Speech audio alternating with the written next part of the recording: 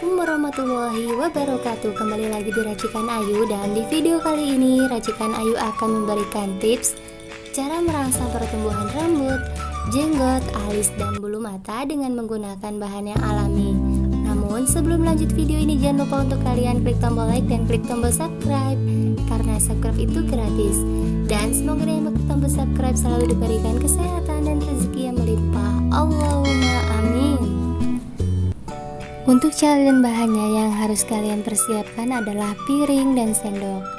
Dan siapkan juga sasa instan ataupun santan instan. Santan kelapa merupakan bahan yang banyak digunakan dalam memasak. Santan kelapa ini selain digunakan untuk memasak, ternyata bisa menutrisi rambut dan merangsang pertumbuhan rambut. Karena santan kelapa ini memiliki zat besi, kalsium, lemak, protein, natrium, fosfor, dan kalium. Selain itu juga santan kelapa ini mengandung vitamin B12 dan vitamin E yang sangat baik untuk merangsang pertumbuhan rambut. Nah, untuk kalian yang ingin mempunyai rambut yang panjang, sehat, serta bernutrisi, kalian bisa menggunakan racikan ini. Dan untuk kalian bagi laki-laki yang ingin menebalkan jenggot, juga bisa menggunakan tips ini. Cukup gunakan 1 sendok teh santan sasa, kemudian campurkan dengan garam. Garam yang digunakan bisa menggunakan garam kasar ataupun garam halus.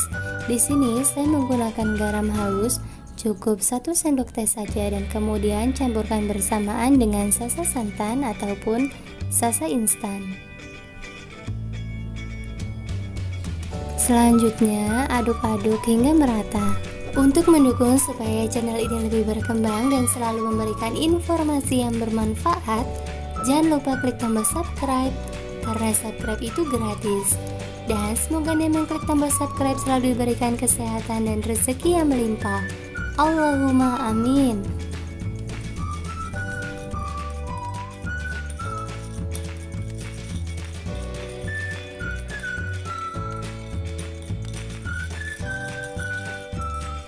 Dan untuk cara menggunakannya, siapkan tisu, kapas, ataupun cotton bud, dan kemudian lipat menjadi 2 bagian seperti ini, dan tempelkan pada rambut, alis, ataupun jenggot atau bagian yang ingin dilebatkan rambutnya.